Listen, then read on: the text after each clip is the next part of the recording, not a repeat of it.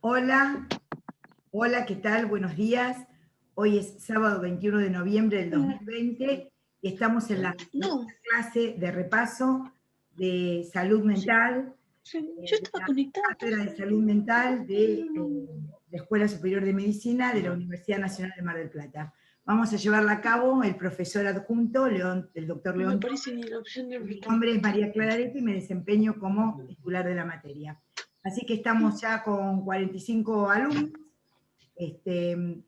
y vamos a dar cabida al comienzo de la clase en el sentido de que, ¿qué preguntas tienen acá con respuesta a nuestro lado el programa del parcial que se va a llevar a cabo el martes, ¿verdad? Bueno, ¿qué preguntas tienen para hacernos? Dijo el horario y no me lo perdí. No, no dije el horario. Seguramente León va a ser alrededor de las 10 de la mañana, ¿no? Vamos a poner 10 de la mañana, ¿sí?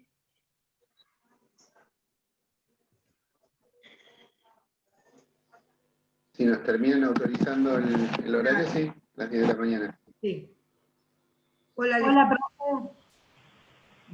¿Puedo hacer una pregunta? Claro, ¿quién habla? Roxana. Hola, Roxana, ¿cómo te va? Bien, bien, buen día. Buenos días. ¿Sabe que estaba mirando? Tenía una duda cuando hablaba del automatismo. ¿Sí?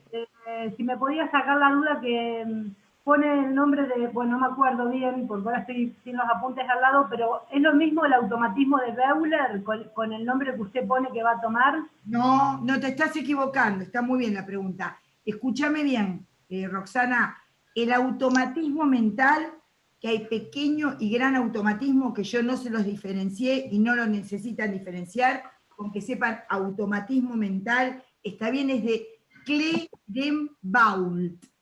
Clerembault, que es el maestro psiquiatra de Lacan, Clerembault, se dice como Foucault, Clerembault, ¿sí? Clerembault. A ver si alguien lo puede escribir en el chat. Gaetán de Clerembault, ¿sí?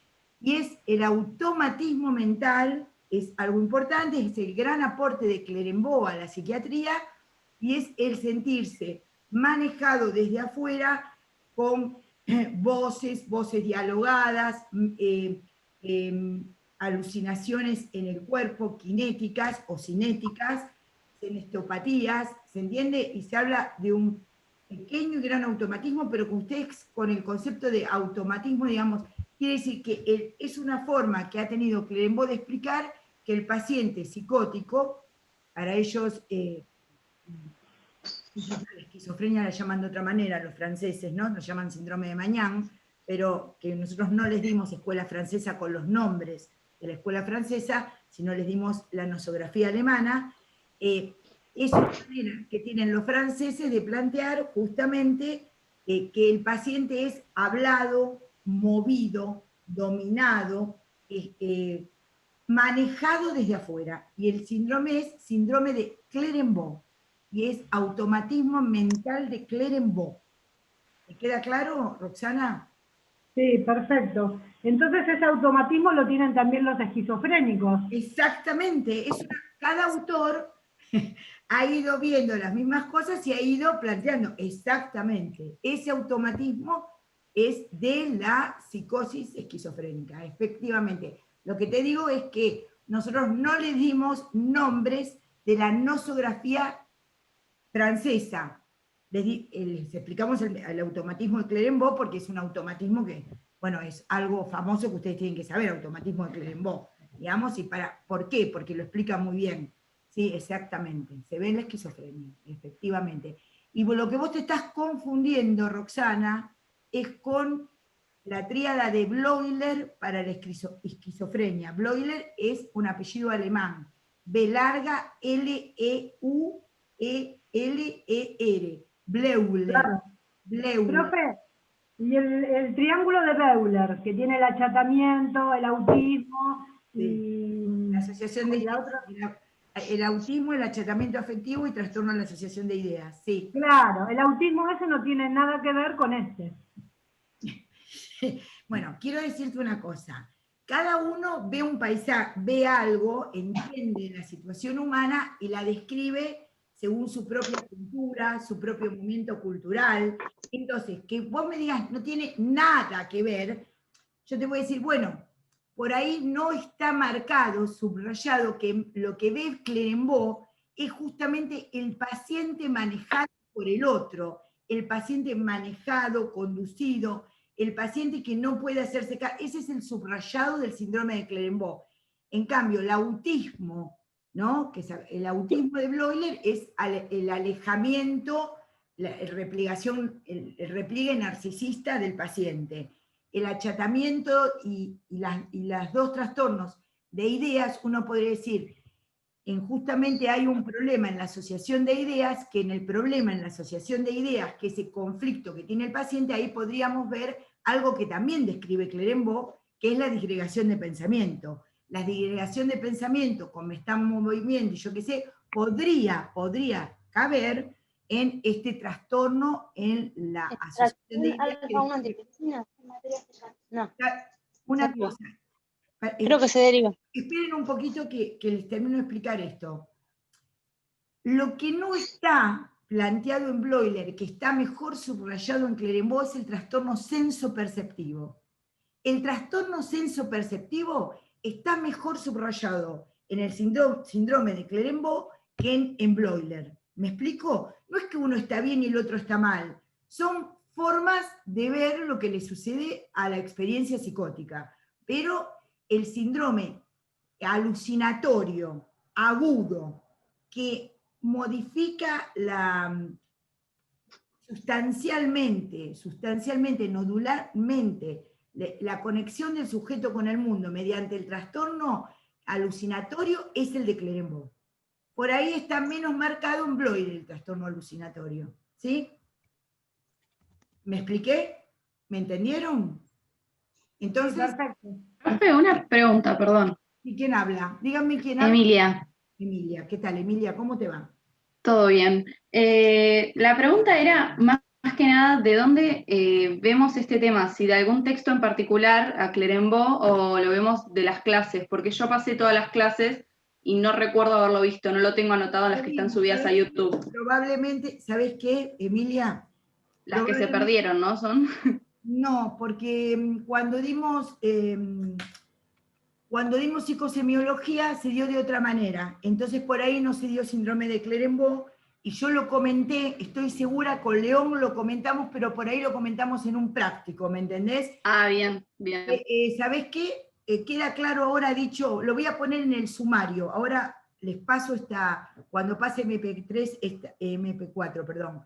Esta clase lo pongo en el sumario, pongo síndrome de Clerembault, automatismo mental, y se los dejo ya abajo del sumario del de hoy. Y no, quédense tranquilos que está en el RIEI y está en el libro también de la psicosis, porque no hay libro, Perfecto. no hay libro de psiquiatría que no tenga síndrome de Clerembault, no hay libro de psiquiatría. Bien, genial. Gracias, profe. Pero con lo que yo les voy a dar, les pongo en el sumario, alcanza, ¿eh?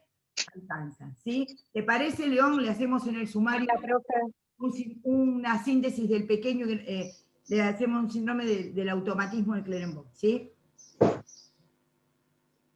¿Más preguntas? Profe, buen día, ¿te puedo preguntar? Sí, dale. ¿Quién habla? Miranda habla. Miranda. Diana, ¿cómo te va? ¿Diana qué? No, Miranda, profe. Miranda. Escucha. No me acordaba de ninguna No, Diana, por eso. Miranda, nada.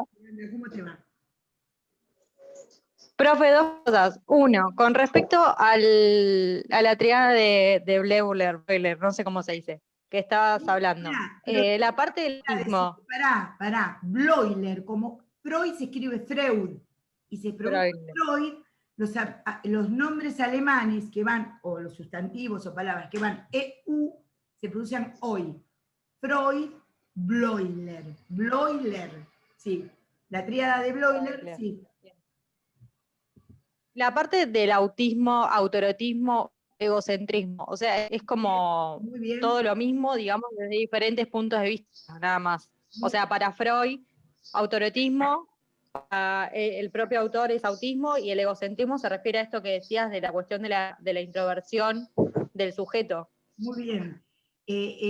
Lo que pasa es que cuando le sacan eros al autoerotismo y lo convierten en autismo, autoerotismo, y le saca eros porque Jung le dice que le saque en medio de la palabra aparece el fonema eros, queda autismo, entonces queda como Bloiler el primero planteando el autismo.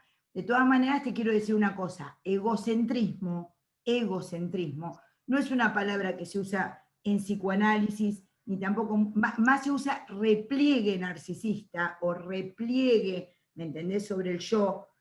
Entonces, egocentrismo a veces lo vas a ver también en las neurosis, que la gente dice es una persona muy egocéntrica, pero no es una palabra muy técnica, pero sí, alude a eso. Lo que te quiero decir es que puede haber repliegue narcisista o repliegue sobre uno mismo, tanto en episodios neuróticos como psicóticos.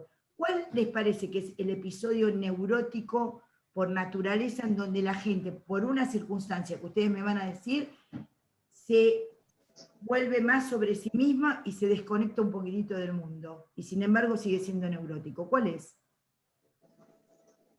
¿Qué se les ocurre?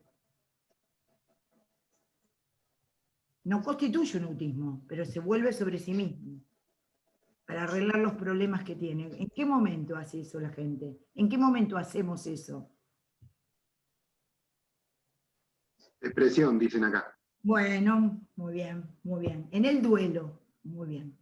Ah, por ahí va, ¿no? Por ahí va, muy bien. En el duelo, el trabajo del duelo, cuando uno le pasa algo, uno empieza, y también lo que dice Freud, cuando uno se enferma, orgánicamente, también es como que empieza a tener hay un repliegue narcisista y corta un poquito el vínculo con el mundo. Y sin embargo no constituye un autismo. El corte del autismo con el mundo es muy fuerte. Sí.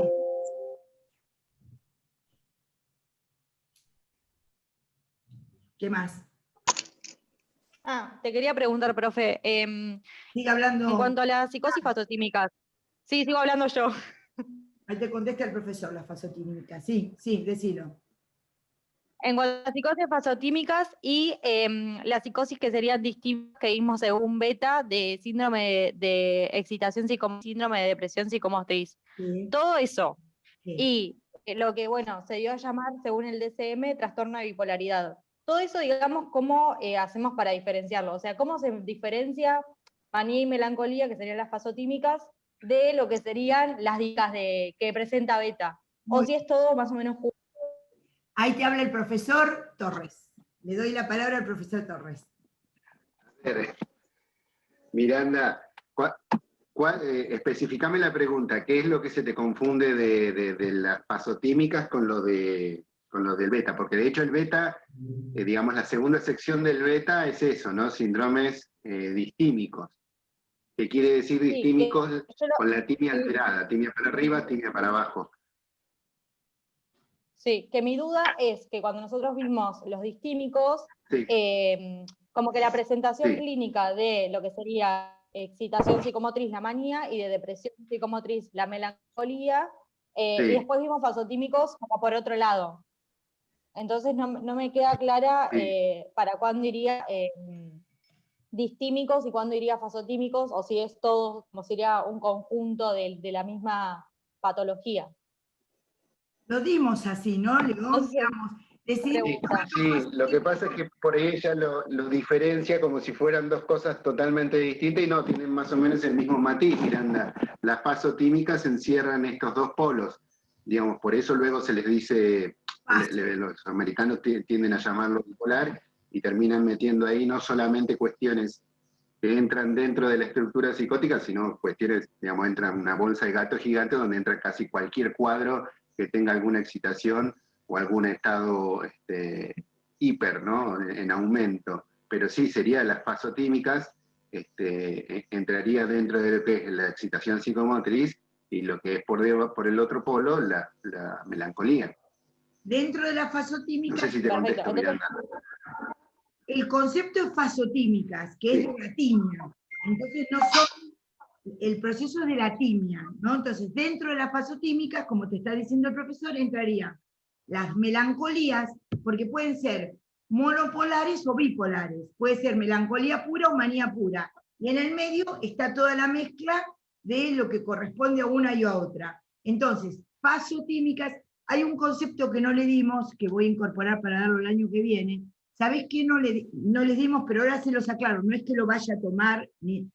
Hay una diferencia, se llaman fasotímicas, que es como decidió que lo diéramos León, y me parece bien, porque se diferencian de los procesos. Las procesuales son las psicóticas,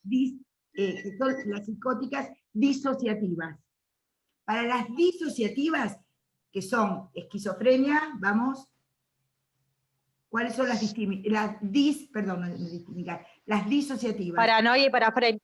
Muy bien. Para ellas funciona lo que es más el proceso, que está descrito por los alemanes, digamos, y son procesuales, ¿me entendés? En los momentos tienen el episodio y después decaen, que es diferente a la fase. Entonces los alemanes diferencian, que clínicamente vale mucho la pena, pero no lo dimos, León, eso. No dimos diferencia entre fase y proceso. No lo dimos. Entonces, te quedaría claro si te digo, las fasotímicas son todas de la timia, entonces tenés melancolía y manía. Y en el medio todas las variables, depresión, monopolar, bipolar, todas las variables de entre la manía y la melancolía, que son de la timia, ¿sí? Y todas son fasotímicas. Y después tenés las disociativas, que son paranoia, parafrenia y esquizofrenia. ¿Quedó claro? Sí, perfecto, profe. Y lo del síndrome lo tomo como si fuese la clínica, digamos, No te oí, no, directamente a la manía y la melancolía. Rebotó la voz, no te escuché el sujeto de la oración. ¿Cómo empezaste? Que sí, perfecto, que había quedado. Claro. Lo que yo le preguntaba de los síndromes de depresión psicomotriz y excitación psicomotriz, lo tomo como me decía León recién en cuanto a la melancolía y la manía. Claro. Que es como más claro para... Sí. Gracias. Una cosa, pará un poquito, Miranda sos vos, ¿no? Sí. Miranda, acordate que también el profesor y lo hemos dado, es que en la esquizofrenia hay síndrome de excitación psicomotriz también, ¿eh? Porque acordate que el síndrome de excitación psicomotriz tanto cursa en las disociativas como en las fasotímicas. Ojo con eso, ¿eh? Que hay preguntas de eso, ¿eh? Sí, también tiene, porque recuerden eso, ¿no? Digamos, los síndromes distímicos los van a ayudar mucho para posicionarse y comprender esto de las fases, esto de los polos, esto de, digamos, cuando es para arriba, cuando es para abajo, digamos, como grandes grupos. Pero no dejen de olvidar, como por fuera de salud mental, el concepto de síndrome. Síndrome es un conjunto de signos y síntomas que puede dar orientación a un cuadro particular, pero que no es específico, ¿sí? El síndrome febril no es lo mismo que decir fiebre. Entonces, el síndrome de excitación psicomotriz no es lo mismo que decir manía. ¿Se entiende eso? Es el síndrome de excitación psicomotriz compuesto. Es muy parecido. El síndrome febril, digamos, te va a dar con angina, te va a dar con apendicitis, te va a dar con... Pero no es lo mismo que decir ni apendicitis, ni neumonía, ni nada por el estilo. Sí. Entonces, una cosa es la nosografía pensada con determinada entidad y otra cosa es la lectura sindromática. ¿Se acuerdan que para eso hablamos de la importancia del diagnóstico presuntivo, que por ahí llegan a ser un diagnóstico sindromático que no es tan estructural o nosográfico como para decir es tal cuestión, ¿entiende? ¿No? Digo para lo práctico, es decir, Muchas gracias. En la guardia, ustedes van a estar en la guardia y va a llegar a alguien que va a estar con la velocidad del pensamiento aumentado, con inquietud motora, con tendencia a la irritabilidad, etcétera, etcétera, y va a estar, ustedes van a poder hacer un diagnóstico sindromático de síndrome de excitación psicomotriz. Luego, en un paso posterior, habrá que ver si el sujeto es realmente alguien que tiene padecimiento de una esquizofrenia, es alguien que tiene un padecimiento de un trastorno bipolar, es alguien que tiene el trastorno de una parafrenia, es alguien que tenía un consumo, una intoxicación en el momento, digamos. El síndrome esto habilita la posibilidad de pensar una serie de cuadros, pero no los define del todo, ¿sí? Sí, profe, perfecto. Y otra cosa, estoy intensa. No, para eso está la clase. En cuanto a las bacteropatías. Muy bien, a eso iba, justamente a mostrarles, ¿se acuerdan? Esto lo tienen que ver, ¿eh? El mapa forzado de la clínica lo tienen que mirar, lo tienen que estudiar, este esquema, ¿entienden, no? ¿Se acuerdan de este esquema? Tienen que mirarlo, tienen que estudiarlo. ¿Me expliqué? Sí, me expliqué. Muy bien. Muy bien. Vamos a las caracteropatías. Muy bien. Vamos, Dayana. Sí, no es solamente mirar el cuadro, la clase está muy, digamos, muy bien ensamblada con el gráfico y se hace muy fácil, o por lo menos eso es lo que uno entiende, leer el cuadro o tener el cuadro a la mano y ver la clase. Ustedes lo van a poder, se les va a armar conceptualmente mucho más fácil que estudiando algo de memoria. Se entiende, leen la clase con el cuadrito impreso. Después, a fin de año, vamos a hacer un sorteo para ver quién gana el cuadro y lo encuadran para su habitación. Bueno, vamos a ver las caracteropatías. Digamos, ustedes lo que tienen que aprender para el parcial es el grupo, qué define el grupo de las neurosis, qué define el grupo de las impulsiones y qué define el grupo de las psicosis. Eso es las definiciones de los grupos, ¿se entiende? De las estructuras clínicas, ¿sí? Entonces las estructuras clínicas divididas en estos tres grandes grupos. Entonces vamos a las caracteropatías. Alguna definición, ¿no? Hay fracaso acá cuando define el border y que un poco define, digamos, hay dos, creo que está bien armado en el sentido que dice, hay fracaso parcial de la metáfora y territorio de fuertes vacilaciones. ¿Cuáles serían las fuertes vacilaciones? Rígidas estabilizaciones.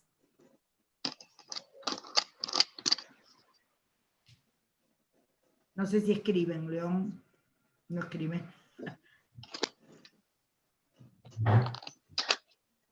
¿Qué dirían que es un caracterópata? ¿Cómo lo definirían?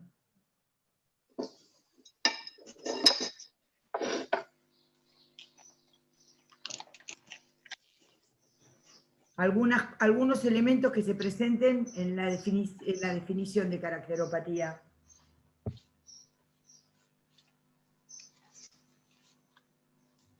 Vamos, chicas y muchachos. Se define como una repetición de mecanismos, profe, de personalidades o defensas, dijo usted, y que marca una estabilización rígida de la personalidad. Muy bien, muy bien, muy bien. Muy bien, muy bien. Y que puede, por ejemplo, usted dio el ejemplo de que una persona puede ser cabeza dura o tosuda, pero cuando ya esa caracteropatía ya es muy intensa, es como que... No se define por la propia... Cuando ese rasgo, se llama rasgo de personalidad, cuando ese rasgo de personalidad, muy bien. ¿Quién habla? ¿Che? Roxana. ¿Rosana o Roxana? Con X, ¿no? Sí. Roxana, dale, Roxy, sí. No, usted me iba a decir que cuando ese rasgo... ¿Sí?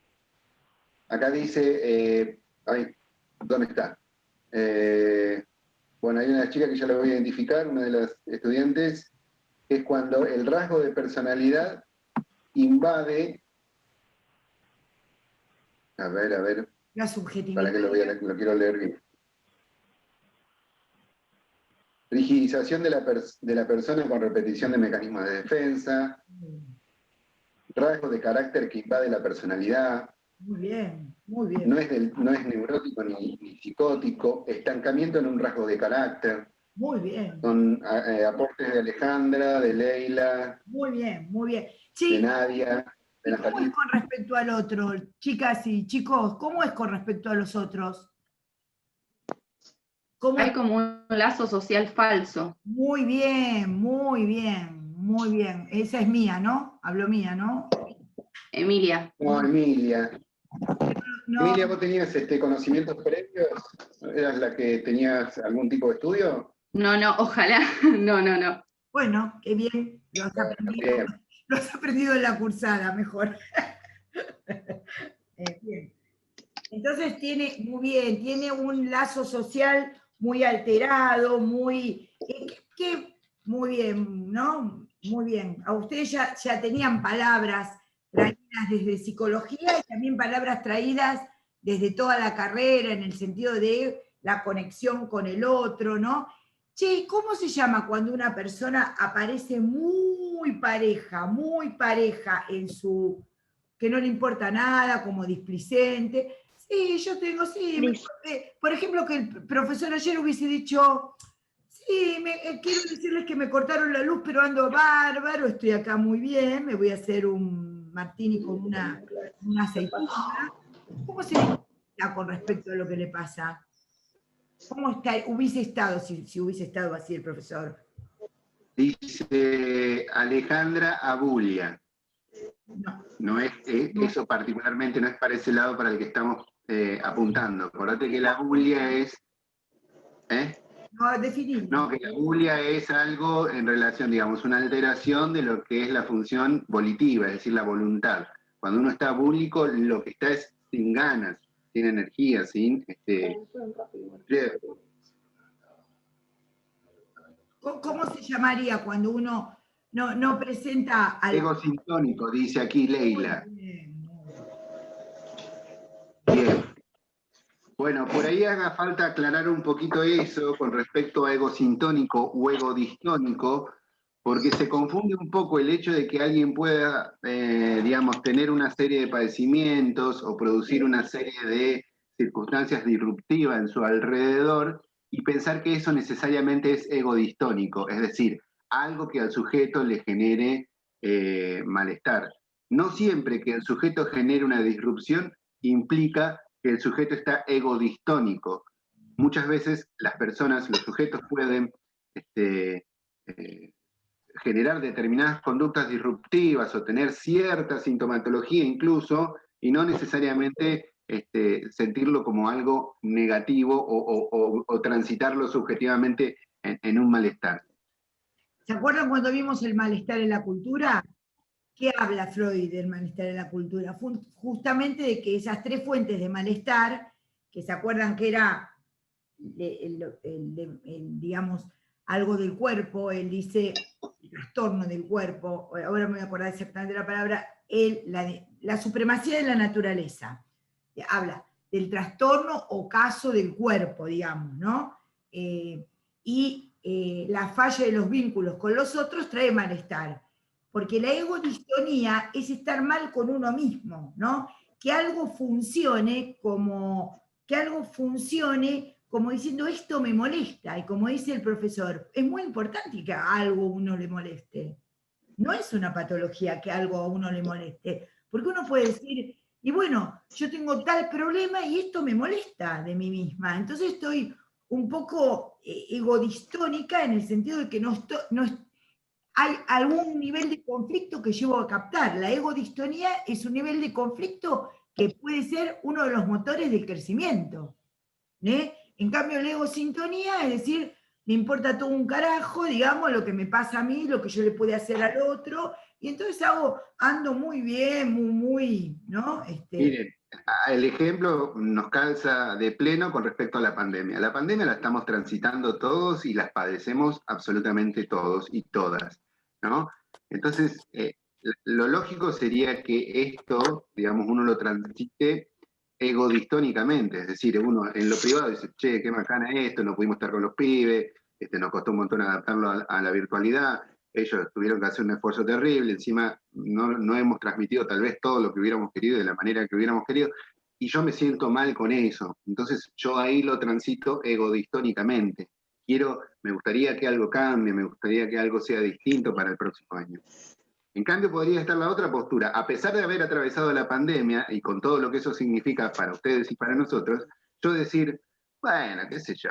Bueno, de última pude hacer el trabajo, nada, se le cajé a todos los pibes, se lo mando todo por internet, más fácil para mí, no pasa nada.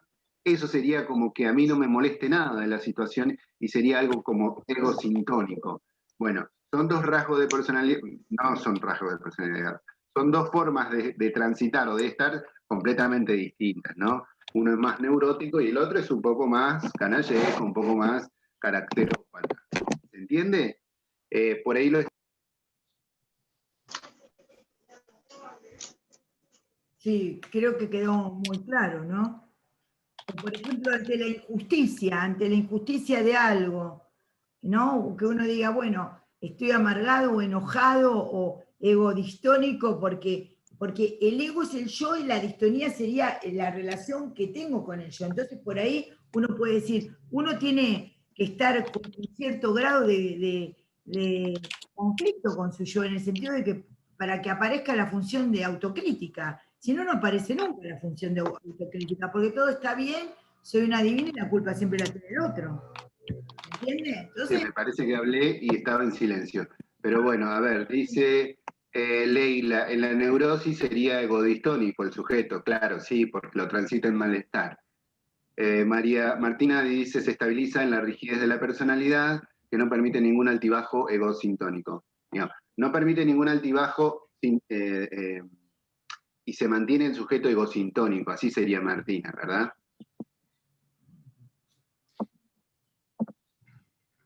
si ustedes piensen que cada vez que explicamos un concepto, como pasa siempre, después se trata de explicar todo por ese concepto. La egodistonía y la egosintonía son cuestiones que ustedes por ahí los vieron antes como empatía, digamos, de otra manera planteada, no tan específicamente, pero me parece que es importante que ustedes lo vean. Estaba pensando, ¿se sigue usando en clínica médica el concepto de disociación clínico-radiológica o clínico-imagen? ¿Se sigue usando ese concepto? ¿Me pueden contestar? Antes nosotros le decíamos disociación clínico-radiológica, quiere decir, por ahí el paciente estaba muy bien y las imágenes daban horribles, por ejemplo, estaba en una tuberculosis terminal, el paciente estaba bien, o al revés, el paciente estaba muy mal y las imágenes daban bien. ¿No? Esa disociación que hay aparece cuando uno dice, bueno, si tiene un problema, tiene que estar mal el tipo, que no está bien si tiene una dificultad, ¿no? Bueno, esto sería esa cuestión, está planteando esa cuestión, ¿sí? A ver, ¿cómo definiría? ¿Se acuerdan lo de Bergerie, no? ¿Cómo define los 3 elementos que toma Paul Bergerie para definir los objetivos de la psiquiatría? Otro francés, Bergerie. ¿Se acuerdan cuáles son?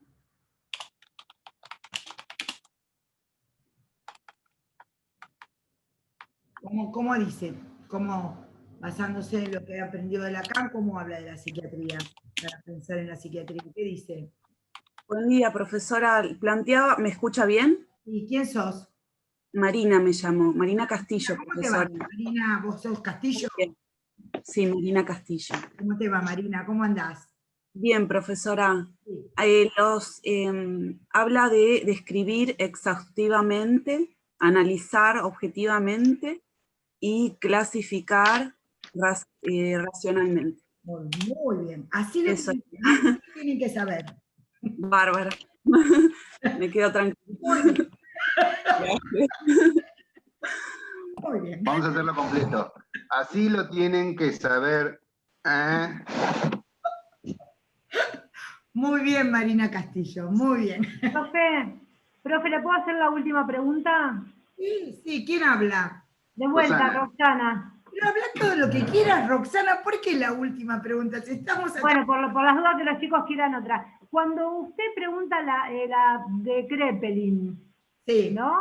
Bueno, usted en el teórico dijo que él tuvo la astucia de conocer, de saber la demencia, como que es precoz, de distinguirla de la otra de la demencia, ¿no? De la demencia que era La demencia de los viejos, por decirlo de alguna manera, claro. Claro. cuando usted va a preguntar eso, el descubrimiento de él, lo va a preguntar como que es la verboten, el achatamiento, como que es distinguir entre demencia precoz y paranoica, o en el Power ponen a unos criterios de locura maníaco-depresiva. ¿Cuál de esas 3 cosas va? Bueno, está muy bien, Ferboten. Gracias, Ferboten, le preguntás a la mayoría de los psiquiatras de Mar del Plata qué es Ferboten, y te dicen, no sabemos qué, Ferboten y que reboten. No, muy bien, muy bien. Escúchame, vos, Roxana, es así.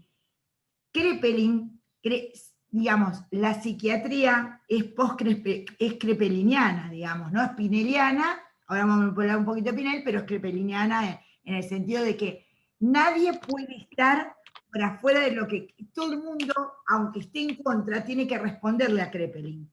Entonces está muy bien lo que decís, Kraepelin acuña el concepto de demencia precoz, porque es de Kraepelin, quien después discute con Bloiler, pero Bloiler mantiene el concepto de demencia precoz y pone el grupo de las esquizofrenias.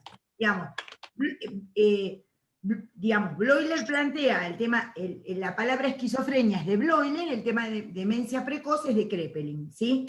Pero el gran descubrimiento krepeliniano es la paranoia, digamos, cuando él describe la paranoia, uno puede decir, es muy importante, digamos, porque es verdad, tanto trabajó en el grupo de la demencia precoz, porque inventó la demencia precoz, como la paranoia. Lo que pasa es que la paranoia se sigue llamando paranoia, y la demencia precoz le ganó un poquito en la jugada a Kraepelin, porque después la llama esquizofrenia. ¿Se entendió o lo vuelvo a decir? Porque Sí, lo tienen que saber. Sí, sí. Lo tienen que saber, ¿sí?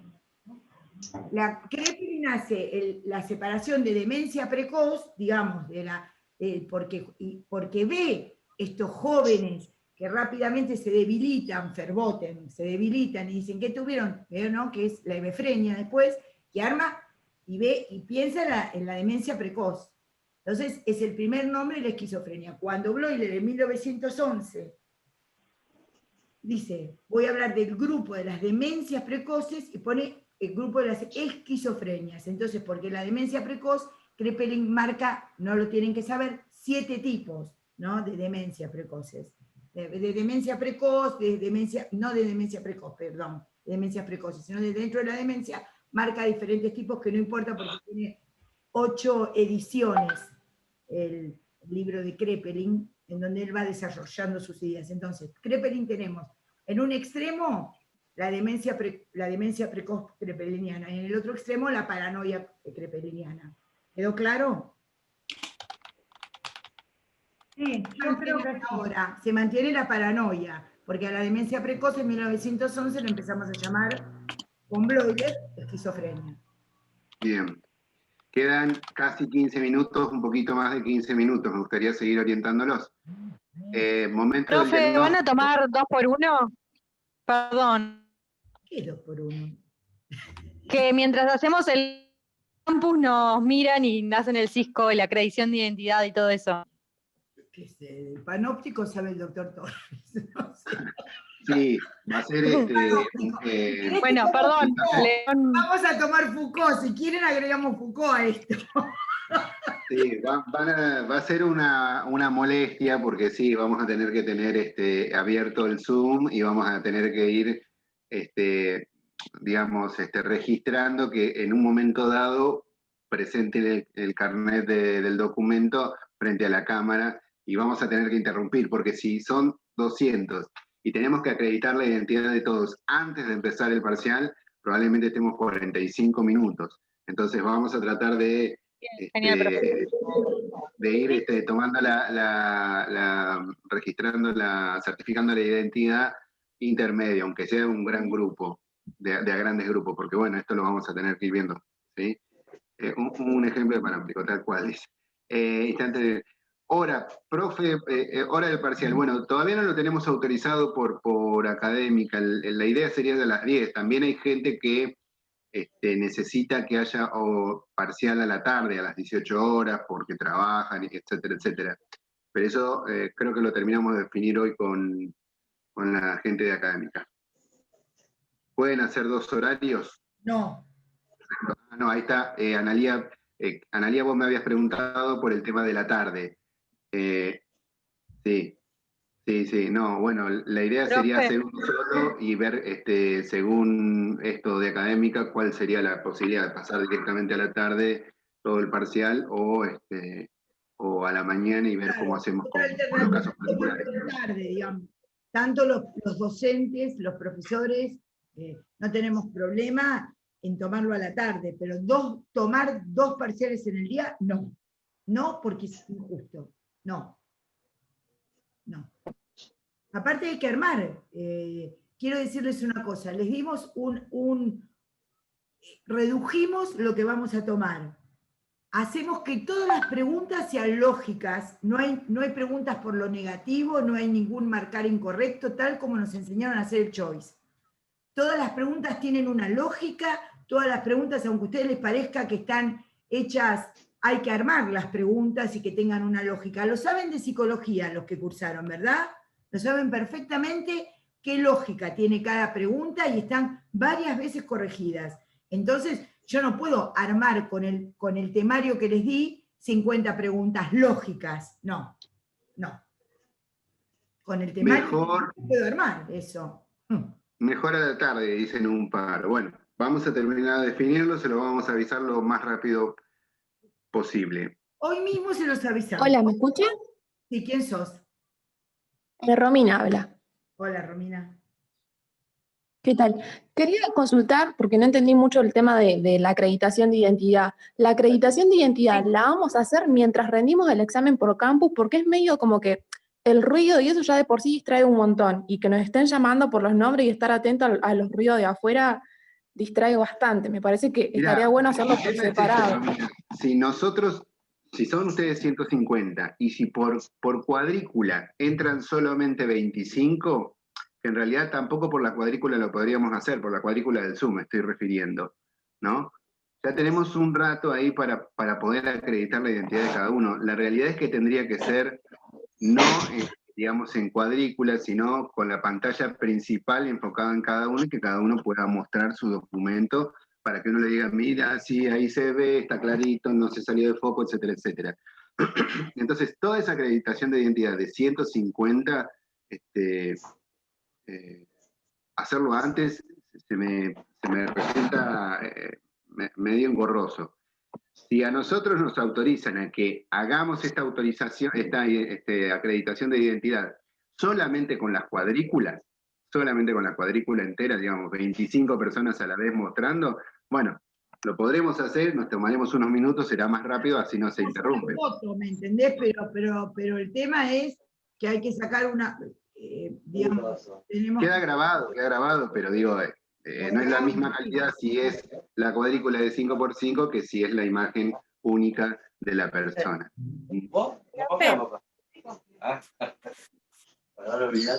Galaxy 5 Prime tiene el mutese, por favor, que no sé quién es. Decí, Nicole. Quería consultar porque con lo que dicen los chicos, no solo por el ruido, sino que hace unos días rendimos salud colectiva y eran salas de 33 personas y la acreditación fue súper difícil de hacer, se demoró más de media hora de lo que estaba previsto porque al ser tantas cámaras prendidas, la misma aplicación borra algunas imágenes, entonces cuando vos querés hacer la acreditación de identidad de mi DNI, por ejemplo, por ahí justo la aplicación borró mi cámara, es como un mecanismo que tiene para que no se sature tanto, y con una sala de más de 150 personas, yo creo que realmente la aplicación nos va a permitir hacerlo. Además de que esto que dicen los chicos del sonido, como no vamos a poder leer, porque nosotros tenemos que estar atentos todo el tiempo. Yo en salud colectiva me bajé el auricular porque no podía leer.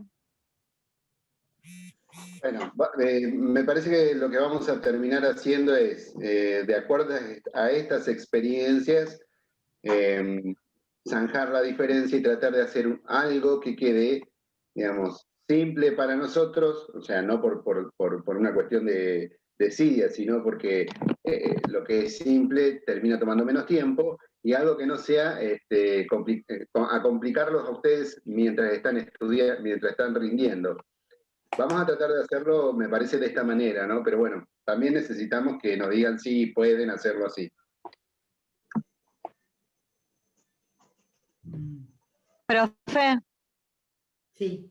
10 reuniones en de 20 personas podrían hacer por docente.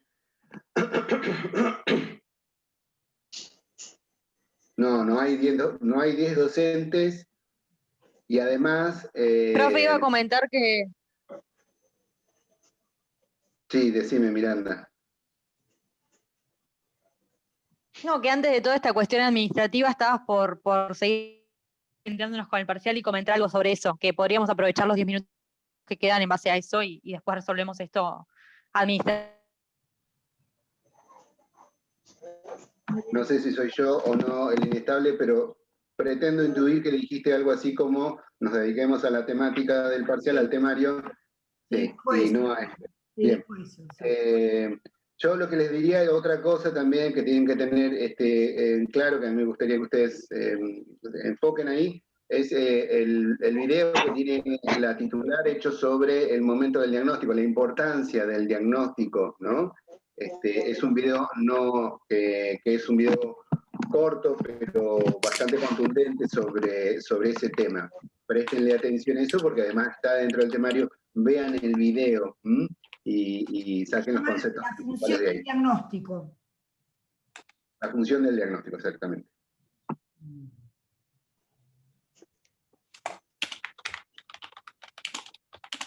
No, Mónica, es otro, no es el de la ley de salud mental. Sí, es el de la ley de salud mental, está bien. Hace ella referencia a los artículos de la ley de salud mental, está bien, ese.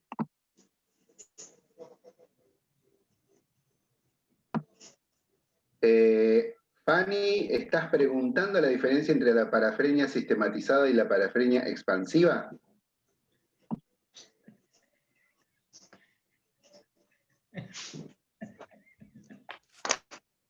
Está muy bien. ¿Está preguntando eso, Leo?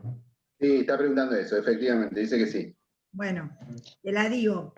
¿Te acordás que habíamos planteado las parafrenias? Estaba la paranoia como lo más sistematizado, que cursa sin alucinación, y el grupo de las parafrenias y luego la esquizofrenia, como lo menos sistematizado, que cursa con mucha alucinación y mucho deterioro. Entonces teníamos paranoia, gran sistematización del delirio, falta de alucinación y poco deterioro. Y en el otro extremo, esquizofrenia, gran nivel de alucinación, poco delirio, mucho deterioro. En el medio, las parafrenias. Entonces, hola. Sí. Hay una que tiene que mutearse, que no sé quién es. Acá en el medio o adelante, esta es inmunología. No, si no es la guardia. Al fondo a la derecha. A ver. Alguien que trabaja en inmunología, por favor, muteese. Ya lo muteé, ya están muteados. Ahora para hablar se desmutea cada uno, ¿sí? El tema es, entonces ya lo acabo de decir, ¿no? Paranoia, sin alucinación, con gran delirio, gran sistematización del delirio, poco deterioro. En el otro extremo, esquizofrenia, mucha alucinación, poco delirio, según la que sea, mucho deterioro. En el medio, justamente, las parafrenias. Sistemática expansiva, confabulatoria y fantástica. Sistemática, expansiva, confabulatoria y fantástica. Las diferencias entre ambas son los temas delirantes y con cuánto, qué porcentaje o no hay, digamos, de esta mezcla entre el delirio y la alucinación. Digamos, la expansiva cursa con un cuadro de mucha más excitación psicomotriz, es un paciente mucho más excitado, conectado, no conectado, falsamente conectado con el afuera, y muy locuaz, casi te diría un poco frontalizado, ¿me entiendes? Y la sistemática es la más parecida a la paranoia, digamos, en donde uno podría decir, el problema, porque vos, fíjate que vos me preguntás de la sistemática, expansiva, confabulatoria y fantástica, me preguntás los dos extremos. La sistemática es la más parecida a la paranoia, y la expansiva y confabulatoria son las más parecidas a la esquizofrenia. Entonces, la sistemática cursa con mayor grado de delirio, mayor organización delirante, menor incidencia de la alucinación, y la expansiva es una parafrenia que se puede confundir muchas veces con un cuadro de esquizofrenia, ¿se entiende? Por ahí para que te quede como más asociado al mismo cuadro, digamos, al mismo nombre, a la misma nosografía, sistematizado habla en relación a la sistematización de una idea, ¿no? Entonces va a estar mucho más pegado a la paranoia, y expansivo se le puso ese nombre en relación a cómo el sujeto manifestaba la cuestión tímica y la cuestión hacia afuera, como que había una expansión en su conducta y en sus ánimos y en su forma de manejarse. Entonces tiene más que ver con una cuestión de estado tímico y de cuestiones que van más para el lado del desorden. Casi, entonces, se podría decir, ¿te acordás de esas descripciones? Había algunas de los alemanes que hablaban como de la expansiva es más payasesca, el paciente habla... Claro. Había como una descripción. Profe, ¿la expansiva puede ser que la persona tenga una idea de grandeza? O como que se crea una jerarquía superior, mientras que la sistemática es como que hay un núcleo que organiza más el delirio y tiene más coherencia todo. Entonces, por eso se confunde tanto y se piensa de que si es verdad, está teniendo un delirio, no, porque tiene una tanta coherencia. ¿Quién habla? Martina me llamo. ¿Quién? Martina me llamo. Martina, está muy bien lo que decís. El paranoico o la parafrenia sistematizada es un megalómano más discreto y pensante, y el expansivo es un megalómano menos discreto y charlatán. Recuerden que esta escalerita es una progresión, ¿no? No es que uno es verde, rojo, azul y amarillo, sino que hay un degradé en un tono de azul, azul violáceo, azul más para el lado del rojo, bueno, algo así, ¿no? Es inversa la alucinación con el delirio, sería. Sí. Inversamente proporcional. Al delirio en relación al desorden que puede haber, digamos, a las alucinaciones, ¿no? Esto es lo que planteaba María Clara, los dos polos. Por un lado el delirio, la paranoia, por otro lado la esquizofrenia, la alucinación. Hay un degradé, disminuye el delirio, aumenta la psicosis y el desorden tímico, o al revés. Disminuye el desorden mental, la alucinación, y se va ordenando más el pensamiento hacia una idea delirante. En ese degradé es que están ubicadas las parafrenias, por eso María Clara muy inteligentemente lo pone como escalerita, ¿no? Te digo esto, Martina, en particular por esto de la megalomanía, porque la megalomanía está presente. Lo que pasa que, como decía María Clara, en la parafrenia sistemática está mucho más acotado, más ordenado el hombre. No, en cambio el otro ya viene como más payasesco, ya viene más como, sí, yo soy más inteligente, todos me tienen envidia. Había ejemplos que decían que la expansiva podía creerse un rey o un científico. Muy bien, muy bien. Claro. O que ya descubrió la vacuna contra, no sé, contra el COVID, ¿me entendés? En esta época, exactamente. Y cuando el doctor dijo recién Torres, entonces tenemos delirio y delirio, quiere decir, delirio como trastorno del juicio, digamos, que afecta a lo ideativo,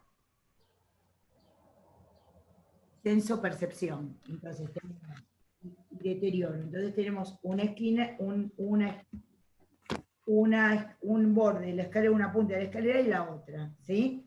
Para pensar eso, exactamente. Y en el medio el grupo de las parafrenias, ¿sí? Le respondo que sí a Leila Agostina, que estaba preguntando esta diferenciación que hacíamos. A la pregunta que hace en el chat, sí, te respondo que sí. Es esa la diferencia, está bien, estoy diferenciando eso, está muy bien. Empiezan a desesperarse los estudiantes, los intuyo desde acá porque se acaba el tiempo y quieren saber si esto va a estar subido Ahora, muchachos, subo la clase, me quedo ahora. La doctora se queda, hace el MP4, lo paso a MP4, lo subo y hago lo de Clerembault. ¿Qué más quieren que les escriba? Lo de Clerembault, ¿qué más? Las preguntas, ¿qué quieren que ponga en el sumario? Porque hago un sumario, vieron que ahora estoy haciendo el sumario abajo, pongo el título y abajo hago el sumario con la clase. Voy a poner lo de Clerenboy, ¿qué más necesitarían que les escribiese? El parcial, dicen. Las respuestas del parcial. Sería como un poco mucho. Más o menos. Algo que a vos te parezca importante, María Clara, lo que a vos te parezca importante. Una ayudita. ¿Quién habla? Valentina, vos. Valentina. Muy bueno lo suyo, Valentina, muy bueno. Lo que a vos te parezca, María Clara. Bueno, voy a ponerle lo de Clerenboy y bueno, y veo algo más del sumario. Y un bonus track. Está bien, y algún bonus track. Muy bien. Pongo lo de Clerenboy y un bonus track. Exactamente. A ver.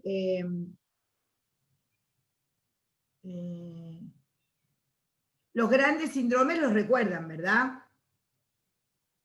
Con su psicosemiología.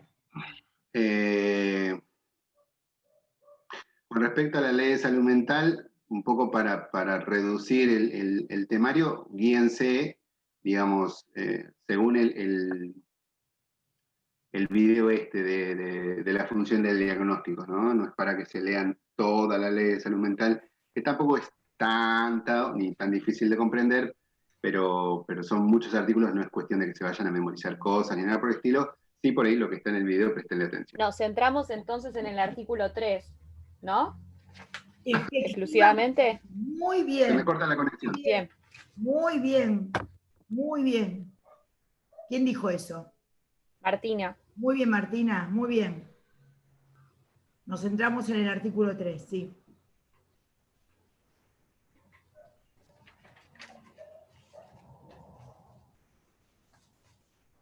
¿Algo más?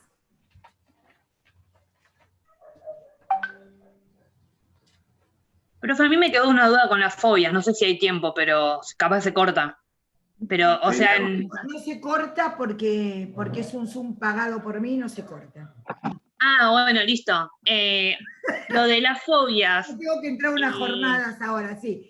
Lo de la fobia. No va a entrar para este parcial la diferenciación de las neurosis entre sí, pero decime que te lo aclaro. Claro. Yo lo tenía notado como que o podía ser histérica, o sea, o manifestarse como una histeria, o como una neurosis obsesiva. Está bien, y es como que es un miedo al mundo exterior, o sea, como que está relacionado con el mundo exterior. No sé si es eso. No es del todo. No es del todo. ¿Cuál es tu nombre, me dijiste? Porque no veo la... Agostina. Agostina. No, lo que expliqué es esto, que la fobia es una estación intermedia entre la histeria y la neurosis obsesiva. Y la fobia no es que es un miedo generalizado del mundo exterior, sino que se llama fobia haber constituido un objeto del mundo exterior al que particularmente se le tiene miedo. No es un miedo general al mundo exterior, es un objeto en particular al cual se le tiene miedo, que es objeto de una metáfora. En lugar de tenerle miedo al padre, le tiene miedo al caballo. Entonces, ¿puede cursar? ¿Hay aspectos fóbicos en la histeria? Sí, hay aspectos fóbicos en la histeria. ¿Hay aspectos fóbicos en la neurosis obsesiva? Sí. ¿Sabés cómo la llama Lacan para ver esto? La llama como placa giratoria, porque es como una... a veces hay aspectos fóbicos en la neurosis obsesiva y en la histeria, sí, pero no es un miedo generalizado,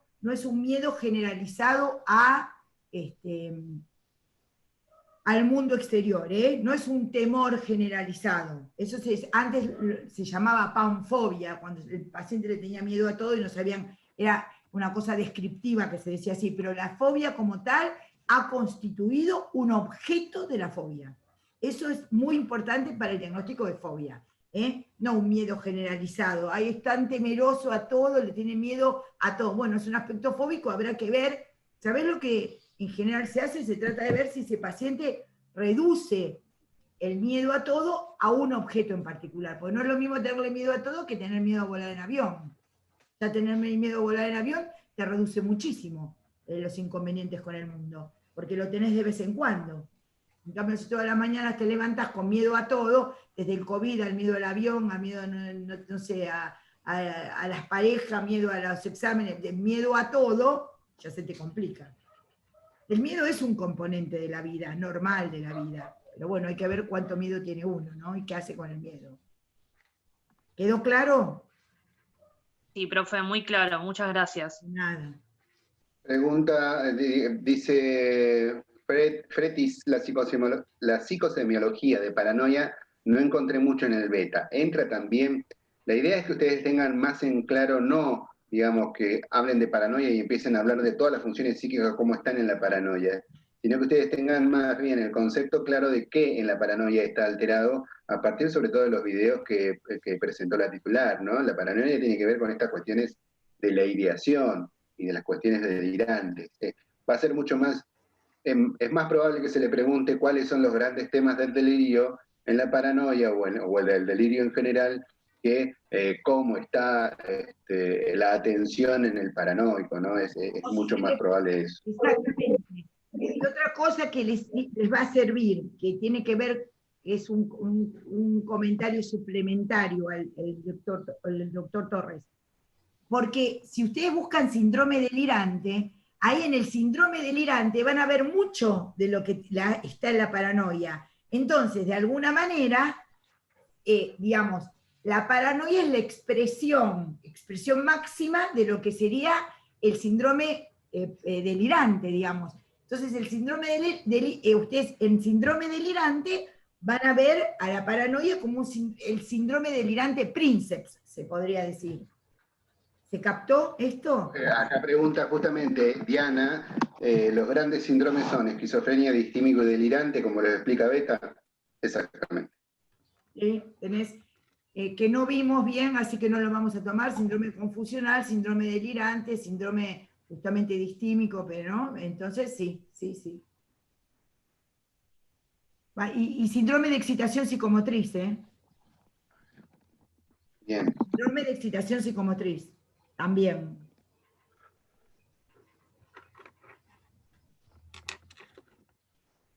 Porque es muy importante para la urgencia, el síndrome. Por eso les dedicamos tanto al síndrome de excitación psicomotriz. Porque ustedes lo que van a ver en la urgencia van a ver muchísimo síndrome de excitación psicomotriz, ¿sí? Como médicos generalistas. Bueno, María Clara, son casi 40, no sé vos cómo estás con esto de... No, yo me tengo que retirar a una... Bueno, ha sido un gusto, la verdad, compartir la clase con ustedes y con León. Gracias, León, gracias a los docentes que también han participado. La verdad que me gustó mucho volver a conectarme con ustedes, estudiantes, y la verdad que hoy les vamos a decir a qué hora es el examen, y esperamos que les vaya muy, muy bien, ¿sí? Que les vaya muy bien, porque si les va bien a ustedes es porque nos fue bien a nosotros, ¿sí? Así que esperamos que les vaya muy bien. Lean las preguntas están hechas con la lógica de las clases, las preguntas están hechas con la lógica que hemos sostenido, hemos tratado de sostener esta virtualidad y esperamos que les vaya muy bien. Recuerden que el parcial está pensado para que la mayoría de las personas que han estudiado lo aprueben, que después es un poquito más difícil el recuperatorio, que al final toma muchos más temas, ¿sí? Bueno, les mandamos un abrazo grande, que tengan mucho éxito ahí, y ahora ya mismo me pongo a subir el MP4, y chao Diana, me pongo a subir el MP4, ya sigo haciendo los deberes. Les mando un cordial... Profe, una última consulta. A ver, ¿cuál? ¿Quién es? Gustavo. Gustavo, ¿qué Gustavo? Prefinal, ¿se podría hacer otra reunión así como esta? Sí, Gustavo, por supuesto. Sí, Gustavo, lógicamente. Pero qué jugador, mirá cómo ya Genial. No, ¿qué te voy a decir que no? Sí. Aparte ya da por sentado que esta distancia la tiene superada, lo cual está muy bien. Y muy bien las estrategias, Gustavo, anda muy bien de estrategia. Estaría muy bien para el ajedrez usted. Exacto. Bueno, saludos a todos. Bien, gracias León, gracias a mis compañeros docentes. Muchas gracias. A los estudiantes, muchas gracias por haber estado. Que les vaya muy bien. Chao, suerte.